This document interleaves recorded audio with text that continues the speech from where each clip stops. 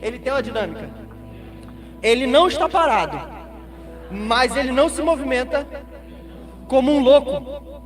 Ele se movimenta a partir de um sistema central. E quem é esse sistema central que faz o corpo se movimentar de forma coerente? O Espírito Santo. Ele faz o corpo se movimentar de forma coerente ou em obediência a quem?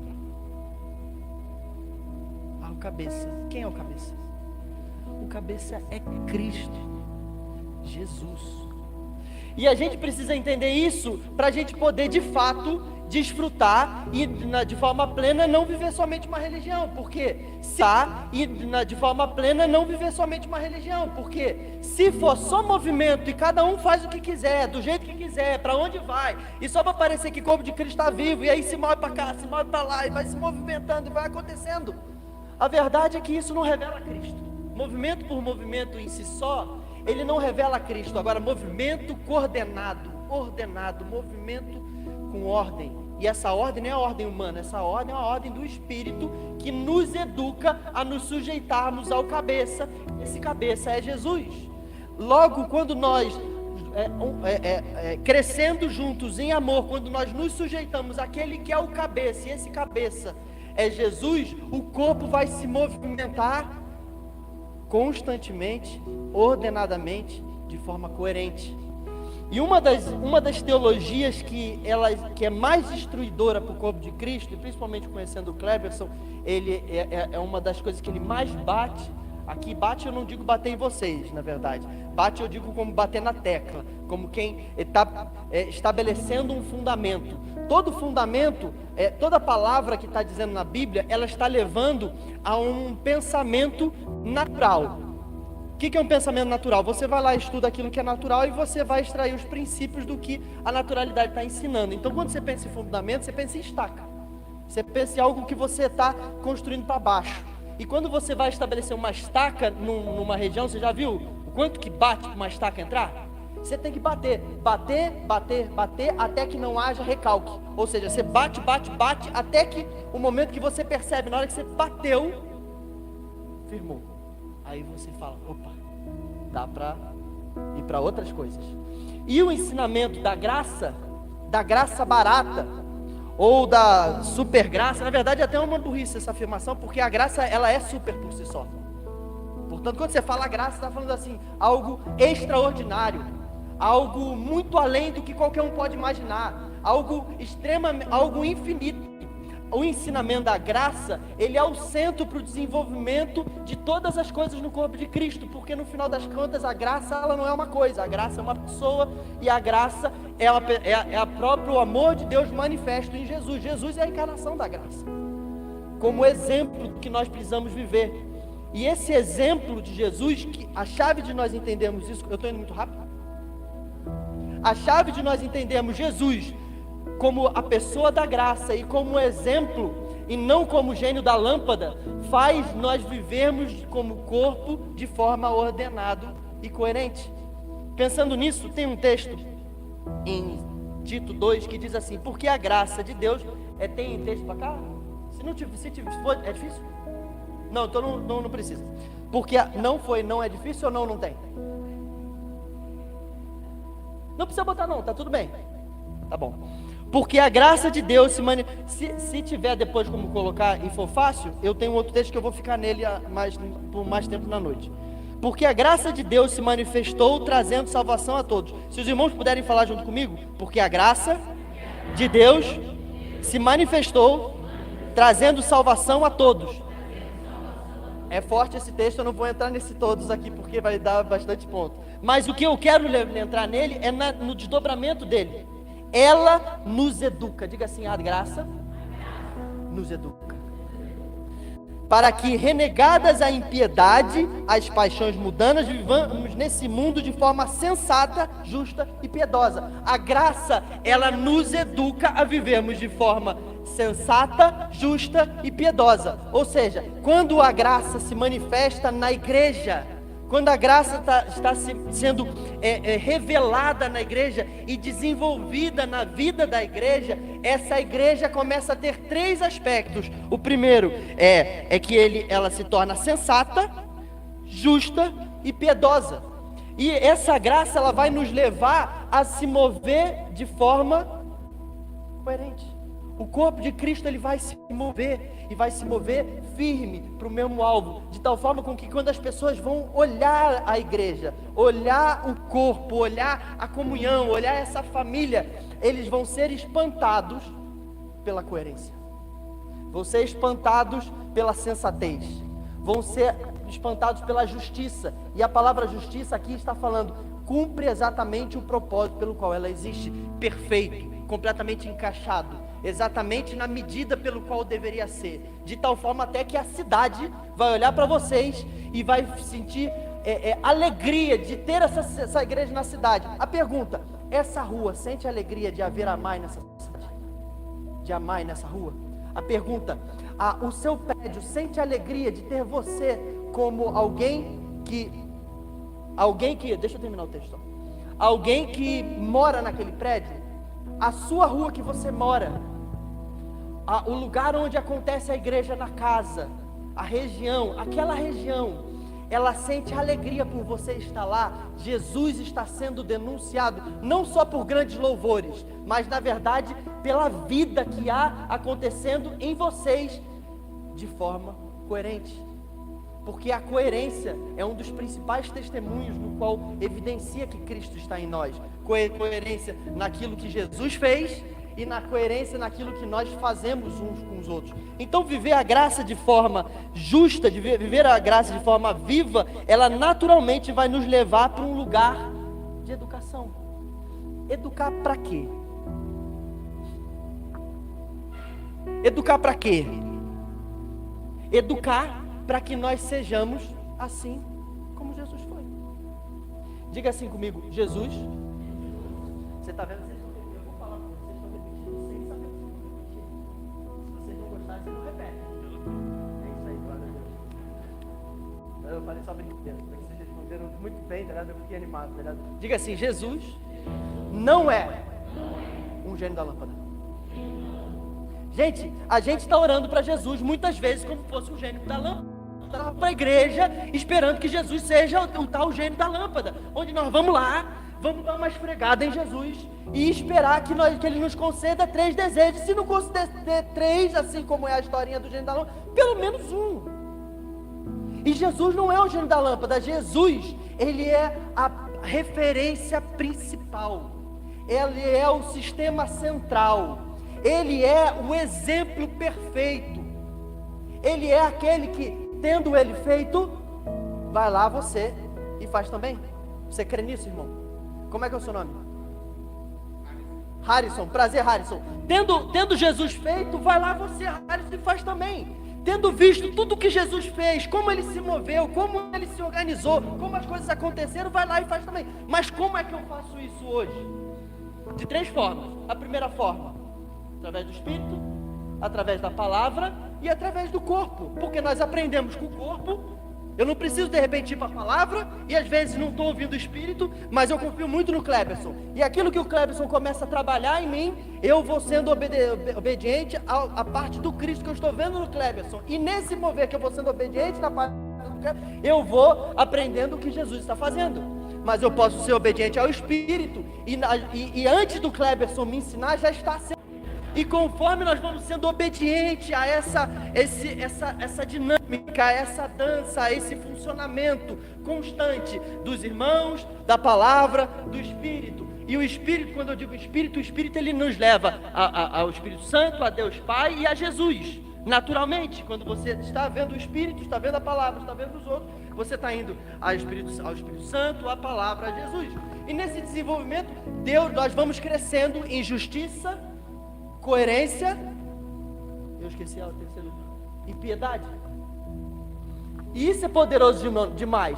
Logo a graça vai nos educar para nós fazermos exatamente o que Jesus fez, para nós sermos assim como Jesus é. E aí a gente fica preso no pensamento, mas Jesus era Deus. Jesus era perfeito, Jesus era tudo. Mas esse cara que era Deus, que era perfeito, que era tudo, se esvaziou totalmente da sua glória para vir no mesmo nível que você, mais baixo que os anjos, para poder dizer assim: dá para fazer, é possível fazer. Ainda que seja tentado por Satanás, dá para fazer. Ainda que os religiosos se oponham, dá para fazer.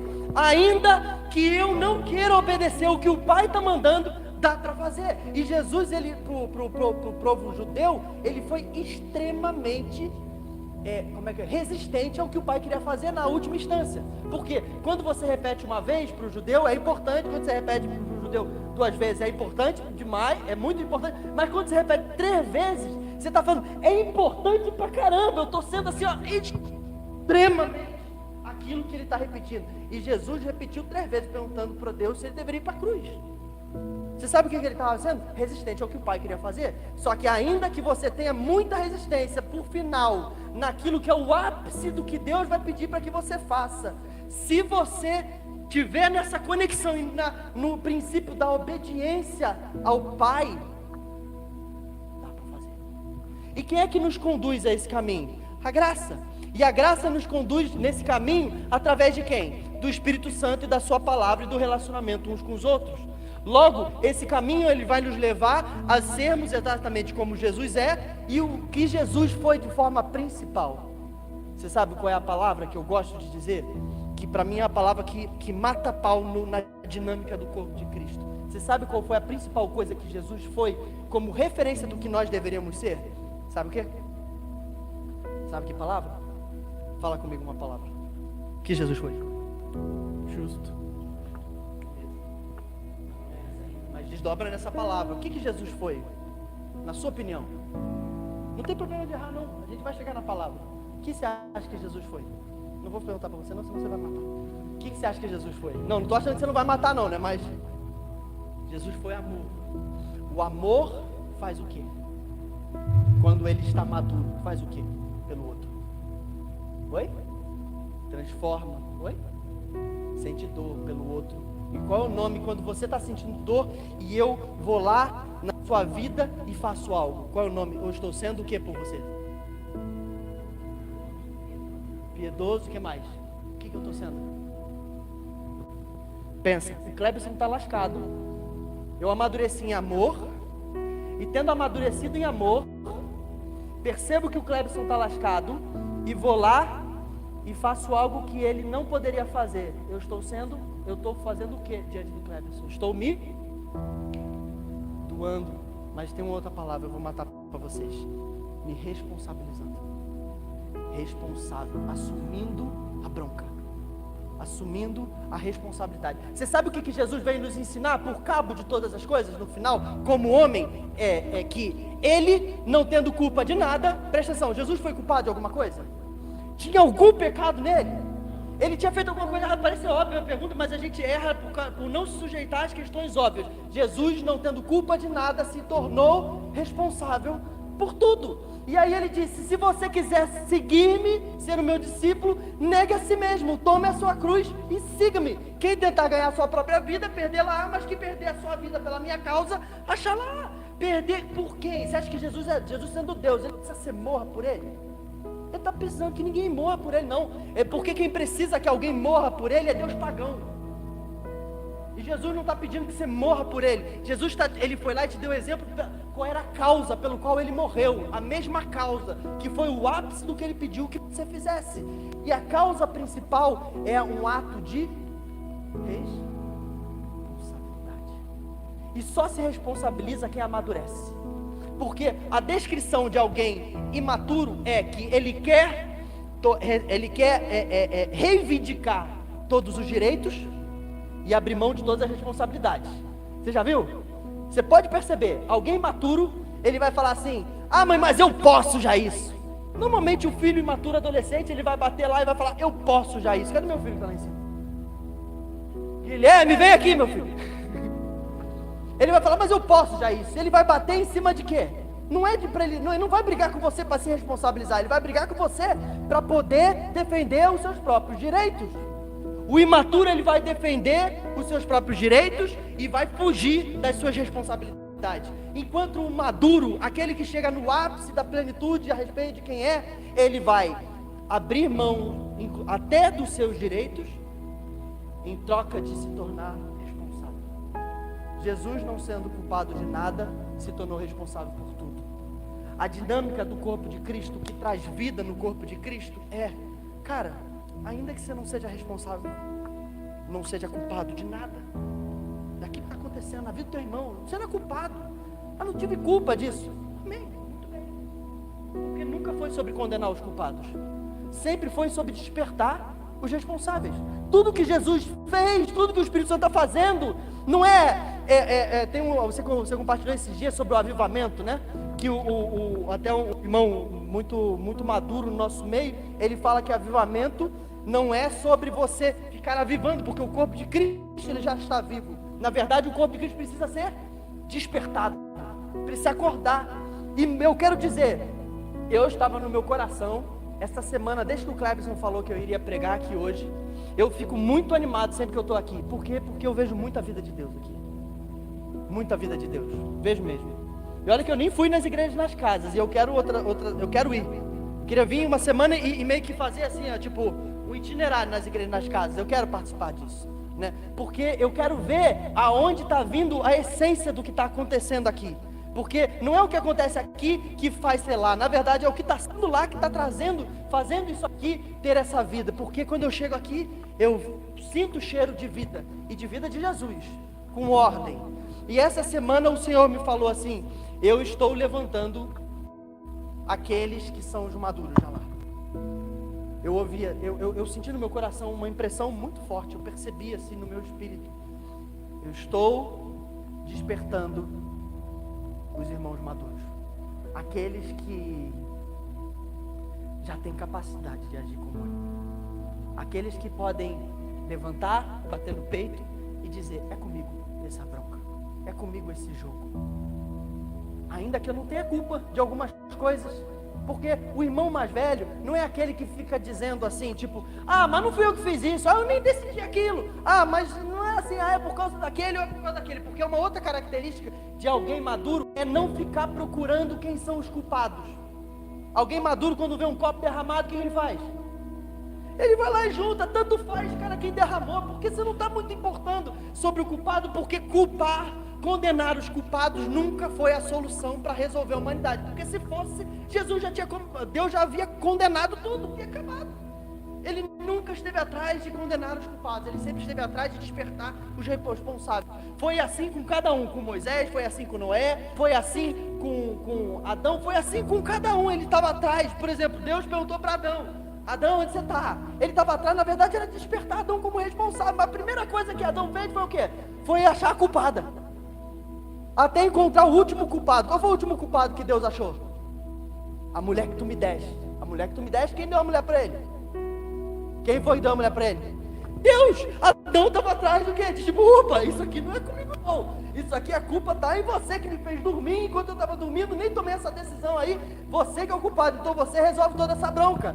Isso denuncia o quê? Sabe o quê? Imaturidade. Jesus, o Espírito Santo, Ele está nos educando através da graça, para que nós possamos assumir as responsabilidades como corpo de Cristo. E eu creio que nessa comunidade local da cidade de Curitiba, tem se reunido em diversas casas, há uma voz clamando, dizendo assim: ei, você que tem história, que tem encargo, que tem chamado, ei, você, vem aqui. Ei, você assume a sua responsabilidade, ainda que não tenha culpa de nada, se torne responsável pelo tudo que Deus concedeu para que você se torne. E aí você levanta e pede a bola. E fala assim: manda a bola para mim. Ah, mas eu posso errar? Pode errar sim. Só que é aí que vem a dinâmica do corpo de Cristo. Vai te educando conforme você diz: eis-me aqui, faz em mim, faz através de mim. Eu quero ser esse cara. Aleluia. Glória a Deus. Vou tomar aqui um suco.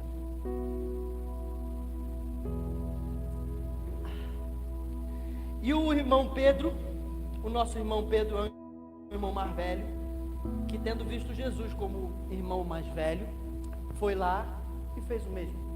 E decidiu viver como o mesmo. E aí, em 1 Pedro 5, do 1 ao 4, se tem aí, é fácil ou não? Não tiver, não, se tiver, é fácil, se não tiver, é meio difícil. Tá, estou sentindo aqui. Eu vou tirar isso aqui que eu estou sentindo calor pra caramba. Eu ainda tenho fogo, eu ainda tenho veneno. Alguém tem Bíblia aí? Abre a sua Bíblia em 1 Pedro 5. Vamos ler juntos a carta do Pedro, do irmão Pedro, nosso irmão, um irmão mais velho, digno de ser ouvido e de ser considerado. 1 Pedro 5.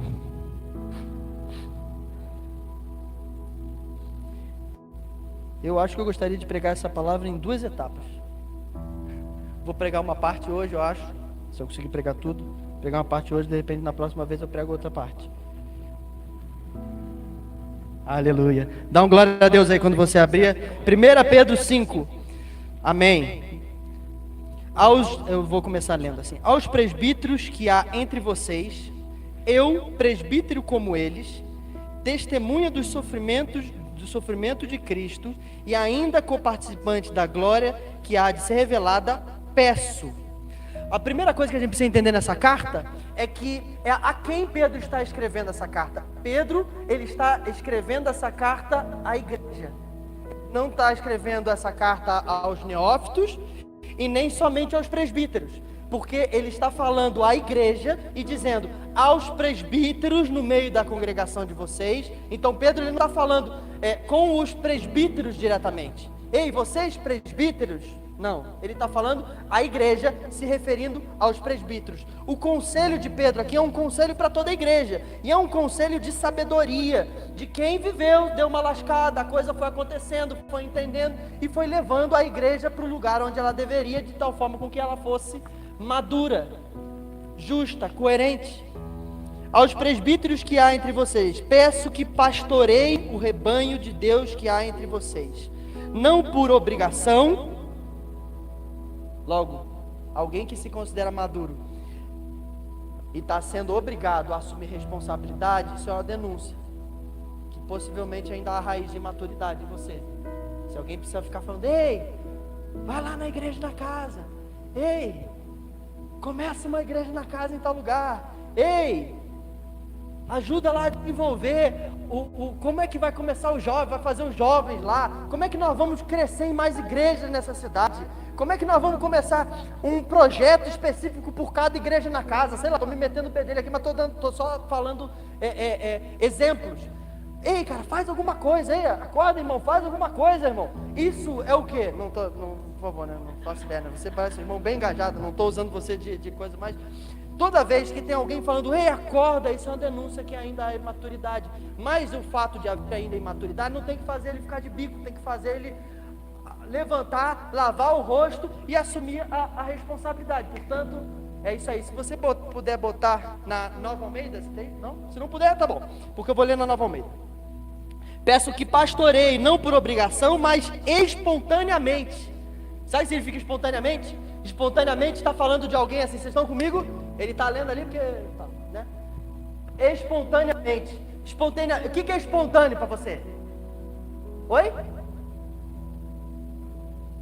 Livre vontade.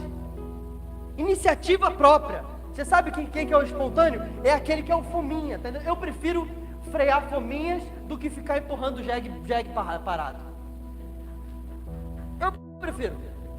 Eu prefiro até lidar com o imaturo, o cara que está correndo que nem doido, e ficar freando e puxando e moldando, do que ficar lidando com aquele que acha muito maduro, mas precisa estar sempre sendo empurrado, porque virou burro velho. Não estou chamando você de burro velho não, por favor, tá? Em nome de Jesus. Mas às vezes é bom ser um jegue velho, né? Porque o jegue velho, o jegue foi aquele que... a burrinha e tal, foi aquele que levou Jesus para dentro do coisa. Mas não velho.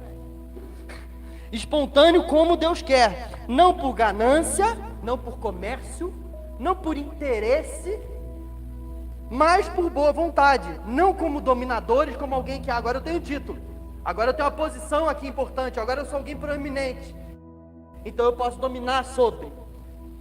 mas sendo exemplos para o rebanho. Jesus, ele não é um gênio da lâmpada, ele é o exemplo principal. E Jesus, tendo sido exemplo, a igreja dele é liderada, ela é direcionada, ela é organizada a partir de irmãos maduros que assumem a responsabilidade de serem o quê? O quê? Exemplos. Assim como Jesus foi. Não para você ficar sendo esfregado agora. Agora ele é um irmão mais velho, maduro aqui na comunidade, glória a Deus. Aí fica todo mundo indo para ele como se ele fosse o cara que é a intercessão entre Deus e a terra. Portanto, a igreja de Cristo, ela há uma dinâmica funcionando. E aí o texto ele segue dizendo assim, né? Eu vou pular uma parte, ele vai dizer assim: da mesma forma, vocês que são mais jovens, aceitem a autoridade dos presbíteros. Repitam comigo. Da mesma forma, aqueles que... Aí eu vou mudar o texto aqui só para fazer sentido no que nós vamos falar. Aqueles que são mais jovens, aceitem a autoridade dos presbíteros. Essa carta ela tem 3 endereços. O primeiro endereço são os presbíteros. O segundo endereço são os neófitos, são os mais jovens, são os mais imaturos. E o terceiro endereço, ele está seguindo aqui. Tá muita confusão aqui, né? É o 5. Eu não faço ideia porque eu não tenho o versículo aqui. Eu copio e colo o texto aqui e boto aqui. Isso aqui, ó. Ó, lá em cima, presbíteros. Fala comigo, presbíteros. Pode ficar aqui, ó. Pode ficar aqui. Peço. Aí aqui embaixo, peço igualmente aos jovens. Repita comigo, jovens. Aí agora ele vai falar para a terceira direção, que é essa carta. Lê comigo. Fica.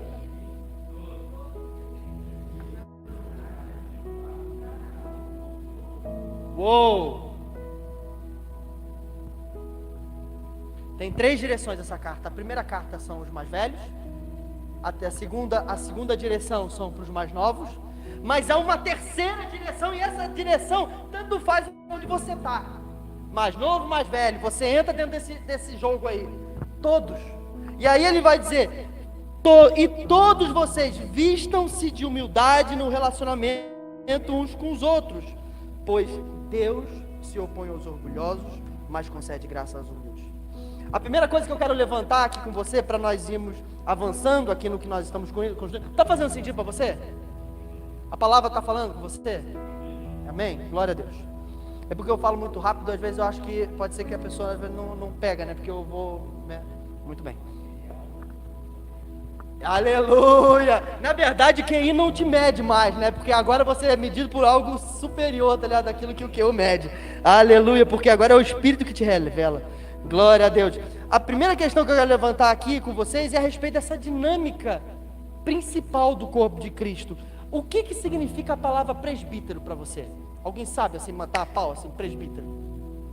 Essa comunidade tem presbíteros, não tem? O que é um presbítero para você? Eu vou me deter ao conceito, não bom, ao conceito.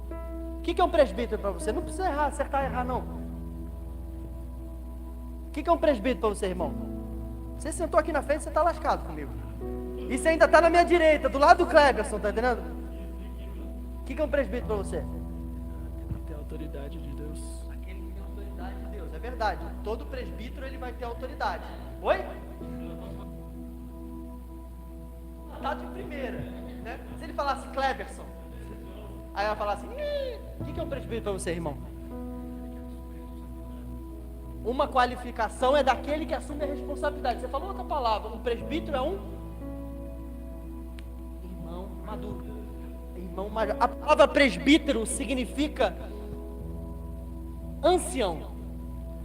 E essa palavra, eu gosto da palavra no inglês para presbítero, que significa elder. Para mim, assim, ó, de todas as traduções, ela seria muito massa se no português tivesse uma palavra para a gente usar aqui assim, né? Que fosse numa palavra, não uma, duas, três, né? Mas quando você fala elder, também ninguém entende nada, né? E não que as pessoas não saibam inglês, mas não está parte do dia a dia. E a palavra elder significa o mais velho de. Elder. Ou seja, o mais velho está sempre em comparação a outros. Logo, se ele está direcionando a um presbítero, uma coisa que é importante nós entendermos sobre o presbítero, que ele é um elder, um irmão mais velho, alguém mais velho que outros mais novos, é que isso é mais do que um cargo, porque presbítero para a gente virou uma coisa, né? Ele é presbítero, né? Não é bonito isso? Que nem a palavra igreja. Na penúltima vez nós falamos sobre igreja, né? Igreja virou uma coisa também. O que é igreja? A igreja é aquele negócio lá, tá ligado? Mas não entende o que a palavra está dizendo. Porque a palavra dá identidade. Se dá a identidade da vocação, quando dá a vocação, ao cumprir a vocação, o propósito é revelado. É sempre essa ordem sobre todas as coisas. Quando nós entendemos o que é presbítero, o que dá a identidade, vai dar uma vocação, logo ao cumprir a vocação, vai entender o propósito dela. Presbítero é alguém mais velho que presbítero, ele mais do que um título, mais do que um cargo, ele é uma condição e uma função. E essa função, ela é resultado de uma condição. Logo, a palavra presbítero, ela significa elder, mas quando nós pensamos que nós temos então presbíteros nessa comunidade, e aí eu não estou me detendo ao cargo, porque também no final das contas essa condição ela vai se desdobrar em algo que você, diante do corpo de Cristo, é uma posição, ok? Assim, nós temos presbíteros dessa comunidade, beleza? Mas eu quero me deter aqui ao princípio que está por trás disso, beleza? Logo então, se há presbíteros, se há elders, se há mais velhos, pressupõe naturalmente, de forma simples, que se há mais velhos, há mais velhos, mais novos. Essa é a dinâmica do corpo de Cristo. O corpo de Cristo funciona com uma dinâmica de uma família. E essa família é de irmãos mais velhos. Fala comigo, o corpo de Cristo funciona na dinâmica de uma família. Irmãos mais velhos com irmãos mais novos. E são irmãos mais maduros assumindo a responsabilidade de irmãos mais novos. É a dinâmica disso acontecendo. O corpo de Cristo, a dinâmica, a vida do corpo de Cristo. O corpo de Cristo, ele só é organizado e é amadurecido pela graça, através do Espírito, e vai se desenvolvendo de forma com que ele seja coerente nessa dinâmica, nessa organização, nesse funcionamento que não é parado. De quê? De irmãos mais velhos assumindo a responsabilidade de irmãos mais novos. Até que? Até que o quê? Uou, pô, tu matou a pau, cara. Que alegria, tá ligado? Até que os novos sejam mais velhos. Está escrito em Hebreus lá, mas vocês quem? Vocês é nós que ele está falando. De forma profética, porque quando você olha para a igreja hoje, ela ainda está parecendo muitas vezes como aquela moça lá de Cantares. Novinha e sem seios. Mas é a igreja. Ela só ainda não está madura o suficiente para poder gerar vida. E a igreja, de forma profética, no livro de Hebreus, na conclusão do livro de Hebreus, ele está dizendo, mas vocês chegaram à igreja dos primogênitos. Primogênito é aquele que nasce primeiro, ok? Logo, você é primogênito, nós dois somos irmãos, ó, beleza? Mamãe teve eu e você. Mamãe e papai teve eu e você. Mamãe e papai teve eu e você. Agora eu vou usar você, gostei. Ele olhou comigo ali com misericórdia. Não, puxa. Mamãe e papai teve eu e você, beleza? Mas teve você também, beleza? Teve você também, beleza? Vou voltar para você porque você estava me respondendo bem. Teve você, beleza, né? Ele nasceu primeiro, ele é o primogênito. O que nasceu primeiro, naturalmente, é o mais velho. Mas pensa, olha que doido isso, parece até uma loucura, isso tudo, um paradoxo. Deus está dizendo para nós, através da carta de Hebreus, a carta de Hebreus, mas vocês quem? Nós, chegaram à igreja dos primogênitos. Cara, que loucura é essa, Dani?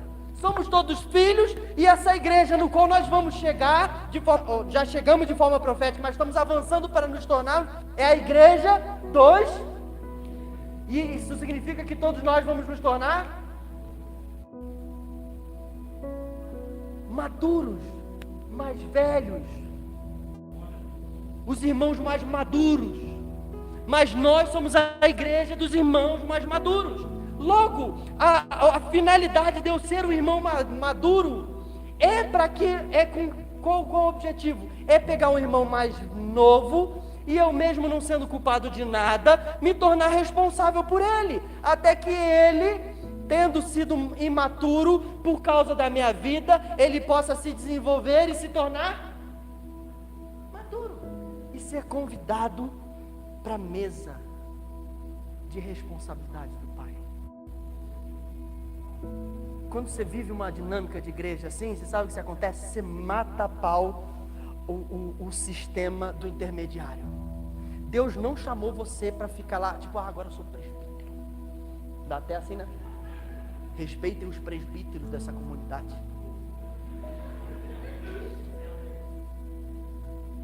Se é isso, você está naturalmente, respeitem os presbíteros, isso é o quê? Uma responsabilidade ou um direito? É uma? Não um direito. Se eu estou falando respeito o presbítero aqui, irmão, isso é o quê? Um direito meu. Logo, uma das coisas que denuncia imaturidade é o quê? Ficar pleiteando, faltou a palavra aqui, reivindicando, essa é a palavra, os seus direitos em detrimento dos seus deveres. E alguém que é maduro de verdade, ele vai e eu não estou falando para você não respeitar irmãos que são mais maduros, não é isso. Só que naturalmente irmãos mais maduros não ficam dando carteirada na mesa. Eles por si só se tornam a tua referência, porque você vai queimar para se tornar como ele, porque você é crente, não é, irmão? Não é verdade? Você não nasceu de novo? Toda semente que nasceu de novo, quando não está deficiente, não está doente, ela naturalmente vai se desenvolver. E se ela vai se desenvolver, ela está ansiando por crescer. E esse crescer significa, de forma literal, amadurecer. Então você vai, o quê? Ter alguém mais velho como referência, e você vai gostar de tê-lo como referência. Mas ao mesmo tempo, isso é uma dinâmica, é vivo, e nós estamos crescendo de glória em glória como igreja, tendo esse funcionamento de irmãos mais velhos se responsabilizando por mais novos, e tendo irmãos mais novos, tendo irmãos mais velhos como referência, com a finalidade que todos nós nos tornemos a igreja dos primogênitos, sentemos à mesa do Pai, ao invés de virmos nessa mesa com um caderninho. Deixa eu fazer uma pergunta para você antes de falar essa fala. Se você tivesse a oportunidade, tem um irmão que fala isso, eu acho o máximo. Se você tivesse a oportunidade, você vai ter 1 hora com Deus. 1 hora com Deus, só para você. Não vai ser para mais ninguém. É só você e ele. Está lá o bendito Deus, sentadinho na cadeira, e tem uma mesinha na frente dele. Beleza? E é o Deus, tá? E Deus, quando eu digo é Deus Pai, Deus Filho e Espírito Santo. Tá ali assim, ó. Os 3 ali, a parada tá maneira pra caramba. E aí você sabe, semana que vem, irmão, você vai ter 1 hora com o bendito Deus, e vai ser num quartinho fechado só para você. Me responde essa pergunta. Como você iria para essa reunião de 1 hora? Iria com um caderninho cheio de anotações, com tudo que você precisa falar com ele para que você não esqueça? Ou você iria com um bloquinho vazio e uma canetinha para anotar tudo que ele tem para dizer e você não esqueça? Não precisa responder para mim não, para não envergonhar diante do irmão. Você iria como? Responde para você, beleza? Para não envergonhar diante do irmão, não quero constranger ninguém aqui, né? Mas às vezes eu acho que eu iria com um caderninho cheio de coisa. Mas no caminho, quando eu lembro desse negócio todo, eu falo assim: peraí, senhor, não dá para pegar um outro bloco de notas aqui para poder anotar? Qual é o certo? O certo, na verdade, Deus está à procura daqueles que vão sentar quando oram para ouvir. E não significa que você não vai botar o teu coração diante dele. É um relacionamento. Está entendendo? Mas num relacionamento você sabe também reconhecer quem tem mais capacidade que você, né? E vamos dizer, né, que Deus, ele sempre vai ser infinitamente mais do que todos nós, não é verdade? Né? E a vontade, a vida, aquilo que Deus sabe quando concretizado é bom, perfeito e agradável, não é verdade? A gente repete isso um monte de vezes, né? Só que a gente repete, mas não vive muitas vezes isso. E aí, o que a gente precisa fazer? Tendo assumido a responsabilidade, por irmãos mais novos, nós vamos pegar esses mais novos e levá-los a amadurecerem e trazerem eles para a mesa. A mesa do quê? A mesa da responsabilidade diante do Pai, onde esse Pai, ele é rei, onde esse Deus, ele é rei, ele é sacerdote, mas ele é amigo e Pai também. E aí nesse lugar você vai com ele está dizendo que você já passou do nível da maturidade de tomar conta só da tua própria vida. E aí quando você senta nessa cadeira, você está dizendo assim, agora eu estou indo querendo ir, Espírito Santo, eu estou pronto para ir para o próximo nível. Qual é o próximo nível? Agora eu vou me responsabilizar sobre a próxima casa. Agora é a casa de todos nós. Isso aqui não estou dizendo que é a casa de Deus, não estou dizendo nada, mas isso aqui foi algo que dentro da igreja de Faz Impacto foi decidido, vamos ter esse lugar aqui. Mas não vamos ter só esse lugar aqui, nós vamos ser relevantes diante dessa cidade. Mas não vamos ser só relevantes nessa cidade, nós vamos crescer como indivíduos, de forma a manifestar o corpo, de verdade. Aí você chega aqui, tem um momento da oferta, você vai perguntar para o Espírito Santo, contribuo ou não contribuo? Você acha que o Espírito Santo vai responder o que para você, minha gente? O que ele vai responder? Diz para mim. Ele vai falar, contribui. É óbvio. Sabe por quê? Porque isso se chama responsabilidade. A graça nos educa a sermos responsáveis. A lei, ela precisava ficar trabalhando com filhos imaturos. Está escrito na Bíblia aqui, um filho, enquanto imaturo, nada se diferencia de um escravo. Antes de tudo, precisa de um aio. Sabe qual era o aio do filho imaturo? Qual era o nome? Sabe qual é o nome? Lei.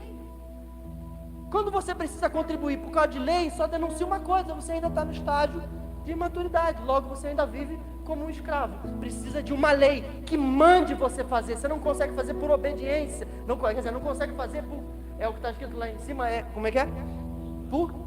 De forma voluntária, de forma espontânea, essa é a forma, de forma natural, de forma com que o Espírito, ele seja, de forma que seja a expressão da natureza amadurecida em você. Se estamos avançando para uma igreja dos primogênitos, é uma igreja dos maduros. A igreja dos maduros, você não tem que falar, você dizima, irmão, porque senão você está no inferno, o devorador vai acabar com a tua vida. Na verdade, você fala assim, irmão, nós somos responsáveis. Assim como você é responsável da tua casa, nós somos responsáveis. Eu saí da minha casa e agora eu nasci de novo e faço parte do corpo de Cristo. Eu sou eclésia com aquela gente, logo então eu sou responsável com aquela gente. E aí os mais maduros fazem como referência. E os mais imaturos tomam os mais maduros como referência. E aí essa dinâmica vai avançando, vai se desenvolvendo, vai crescendo. E aí nós vamos denunciando que quem está no nosso meio? Cristo. Porque Cristo é quem? A graça.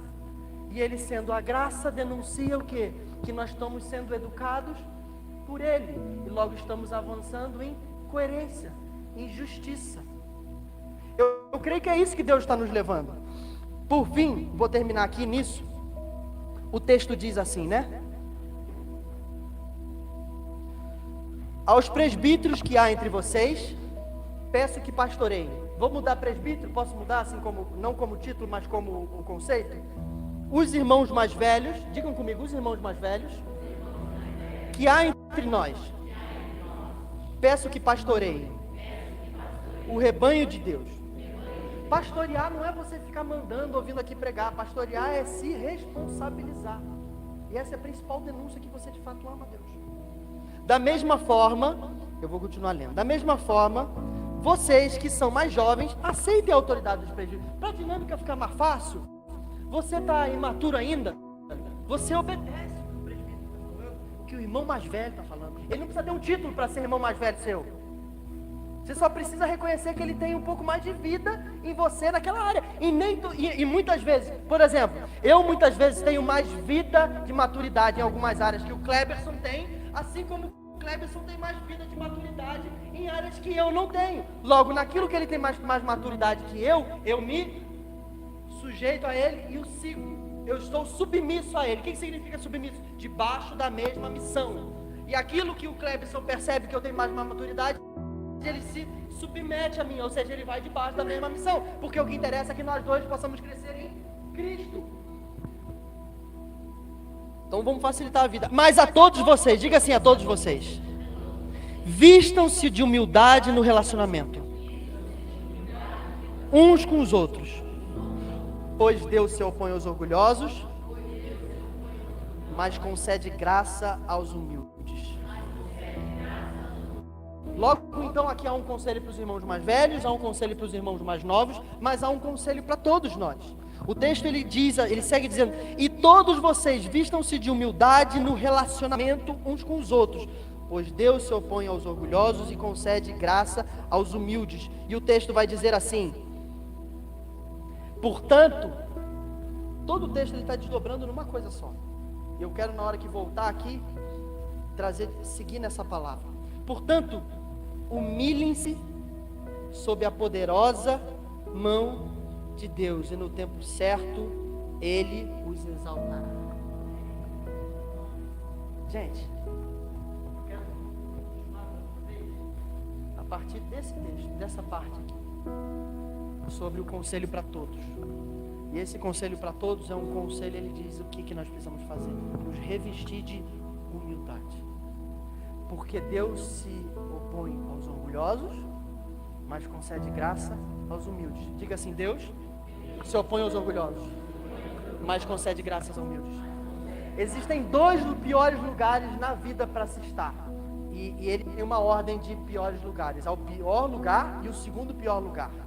E o segundo pior lugar, eu agora pregando, eu acho que ele é o pior lugar, porque você nem acha que é tão ruim quando você está nele. O pior lugar é quando você está na primeira frase: Deus se opõe aos orgulhosos. A pior coisa que alguém pode ter nessa vida, você sabe o que é? A oposição de Deus. Gente, você ter Deus como adversário de tudo que você vai fazer, irmão, é melhor às vezes, é melhor pedir. Porque, irmão, e você já percebeu? Aí nós vamos desdobrar na outra vez o que é orgulho e o que é humildade de fato. Mas eu vou terminar só com uma deixadinha sobre o que é orgulho. Eu quero saber: tem lugar pior para estar do que ter Deus como oposição à sua vida? Tem? Não estou pregando, não estou jogando praga em você não, irmão. Mas tem lugar pior para estar? Seja sincero comigo. Você acha que tem pior lugar para estar do que ter Deus contra você? Oi? Não tem. Gente do céu, eu não quero estar nesse lugar não. E cara, você acha que é fácil a gente ser orgulhoso? Você já se viu orgulhoso alguma vez? Gente do céu, é meio terrorizante isso aí, não é? Se não é pra você, pra mim é, tá? Isso aqui, ó, é assim, ó: desperta a igreja do Senhor, ouça agora esse clamor. Acorda, precisamos acordar, pra não cair em orgulho. Mas nós precisamos também não estar no segundo lugar, que para mim, eu falei que o pior é o orgulho, né? Mas o segundo lugar ele é pior porque a gente não percebe que está naquele lugar muitas vezes. Você sabe qual é o segundo lugar? O texto diz que Deus se opõe aos orgulhosos, mas concede graça aos humildes. Pior lugar para se estar na vida, ter Deus como oposição. Mas o segundo pior lugar que ele está na vida é já não ter mais Deus como oposição. Já não sou tão orgulhoso assim, mas não sou humilde. Porque se a gente desdobrar o que é a palavra orgulho, o que ela é humilde, elas são duas coisas que, óbvio, não dá para ser orgulhoso e ser humilde ao mesmo tempo. Mas você pode deixar de viver como orgulhoso e ainda assim não viver como alguém humilde. E o segundo lugar pior na vida é viver como alguém, não viver como alguém humilde. Por quê? Porque Deus, aqueles que não são humildes, Ele deixa de conceder graça. Jesus, é ruim esse lugar, hein? Você quer ver que é ruim esse lugar? Sabe por quê? Porque a pior coisa, beleza, você agora não tem Deus como opositor, mas agora você não tem o favor dele. Você não tem Ele te educando para você crescer e se desenvolver. Você já imaginou você ter que fazer a vida no suor do teu braço? Você fazer os planos acontecerem a partir dos teus próprios esforços e ter que dar certo de verdade a partir só de você? Gente do céu. Logo, ser orgulhoso é um pepinão, mas não ser humilde é ruim também. Sabe por quê? Porque o humilde tem aqueles que parecem humildes, mas não são. E aí eu termino dessa forma. 3 minutos para terminar. Portanto, humilhem-se diante da poderosa mão de Deus. Como revestir de humildade nos relacionamentos? Se humilhando diante da poderosa mão de Deus. Jesus é o cabeça, não é verdade? Não é verdade? Nós somos quem nós somos? O corpo. Jesus é o cabeça, não é? Deus está formando desde o início da criação uma pessoa. Essa pessoa é Jesus como cabeça e nós como corpo. Todo corpo, ele naturalmente, no exemplo, ele tem uma... Isso aqui é o quê? Que membro é esse aqui? Uma mão. Você sabe qual que é a poderosa mão de Deus e qual é o cúmulo do orgulho? O cúmulo do orgulho é assim, ó. A tua mão direita, ela está queimando. Caiu um produto químico nela. E ela está queimando. E essa mão, porque ela se acha autossuficiente o bastante, ela não depende. Essa mão consegue limpar a parte de trás dela? Consegue fazer alguma coisa na parte de trás dela? Tenta mexer. Não mexe, não faz. Ela precisa de quem? Portanto, quando você se humilha diante da poderosa mão de Deus, é quando você reconhece que não dá para você fazer sozinho o jogo todo, ainda que você seja maduro o suficiente. Tanto faz se é maduro ou se não é. Você precisa se humilhar diante da poderosa mão de Deus. E a poderosa mão de Deus é o teu irmão do lado. É assim que Cristo se expressa. Porque se você compreender o desdobramento do texto e como ele começa, ele está falando do corpo de Cristo aqui. De como Deus se manifesta de forma específica através da poderosa mão dele. E a poderosa mão dele é o ato cirúrgico do teu irmão na sua vida. É o ato cirúrgico seu na vida do teu irmão. E eu creio que Deus ele está nos chamando. 59. Eu creio que Deus está nos chamando para vivermos a dinâmica do corpo de Cristo, como irmãos mais velhos e irmãos mais novos, que obedece ao conselho do todos. Esse conselho do todos é: revistam-se de humildade. Como? Se humilhando diante da poderosa mão de Deus. E nós nos humilhamos, tanto os mais velhos dizendo: vem cá que eu coço você, e os mais novos falando: eu deixo ser coçado. Eu queria que você fechasse seus olhos. Eu quero terminar dessa forma. Eu sinto que Deus, que aqui essa comunidade tem diversos irmãos maduros, mas ao mesmo tempo eu tenho a impressão que há irmãos maduros aqui com total capacidade de serem responsáveis de fato, mas que ainda estão lutando com algumas questões da dor, do que aconteceu, do que passou. Às vezes não conseguiu avançar, parou o jogo.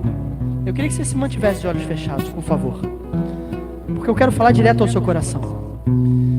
E que pararam, e que não decidiram, não conseguem hoje assumir a responsabilidade de dizer: joga a bola para mim. Fala assim: Anderson, joga a bola para mim, o que eu posso ajudar? E não é só ajudar para vir distribuir cadeira, não estou diminuindo as cadeiras, mas eu estou falando ir além disso. Ir além disso. Se responsabilizar na igreja da casa que se reúne. Se responsabilizar sobre a rua, o bairro onde está.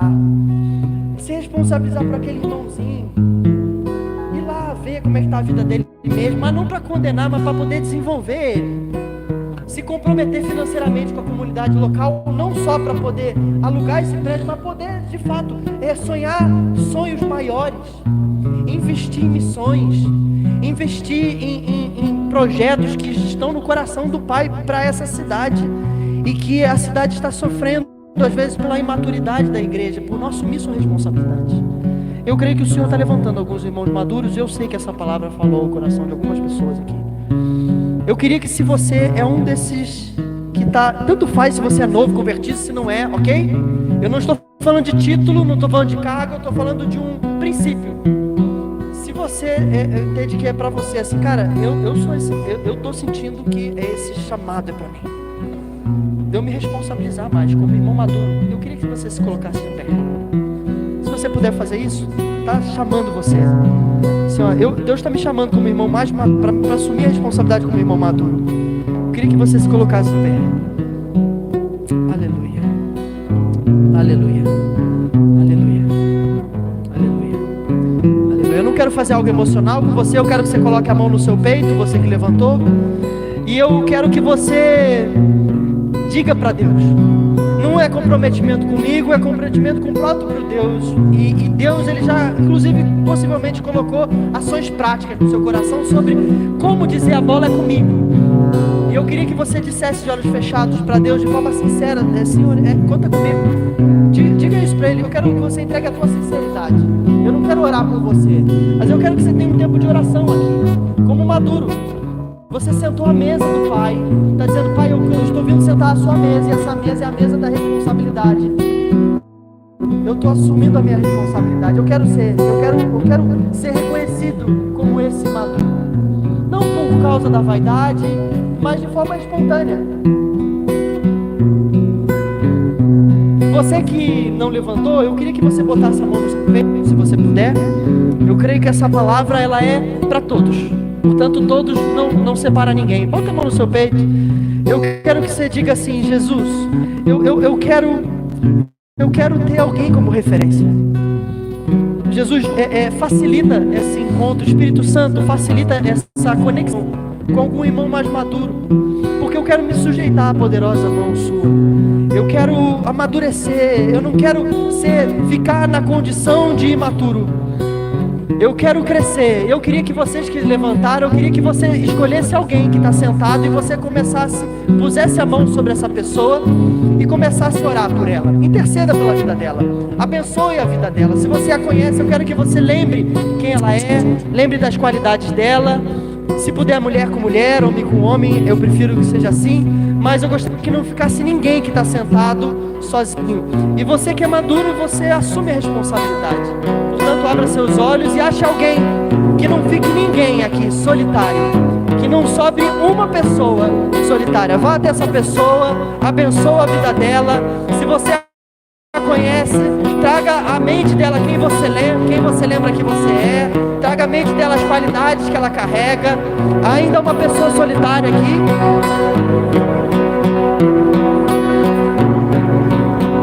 Não sei se levantou, mas como é que tá? Pode ser que vai lá.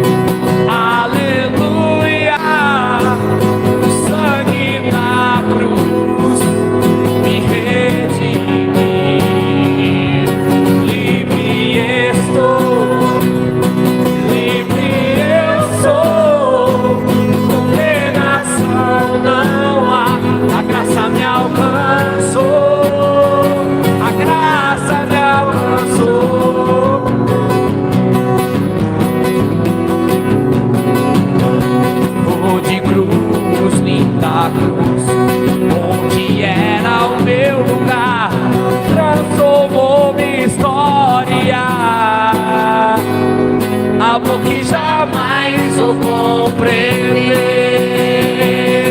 Aleluia, aleluia. O sangue da cruz me redime.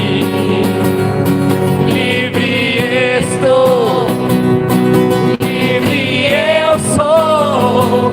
Condenação não há, a graça me alcançou.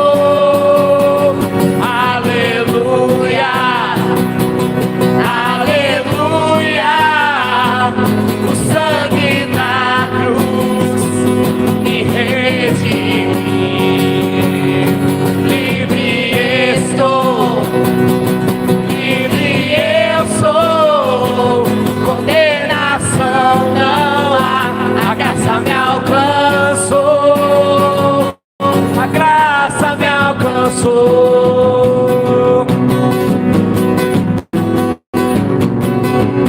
Tão grande amor inundou meu ser. Tua graça livre me fez. Tão grande amor inundou meu ser. Tua graça livre me fez. E tão grande amor inundou meu ser. Tua graça livre me fez. E tão grande amor inundou meu ser. Tua graça livre me fez. Aleluia, aleluia. O sangue da cruz me redime. Livre estou, livre eu sou. Condenação não há, a graça me alcançou. A graça me alcançou.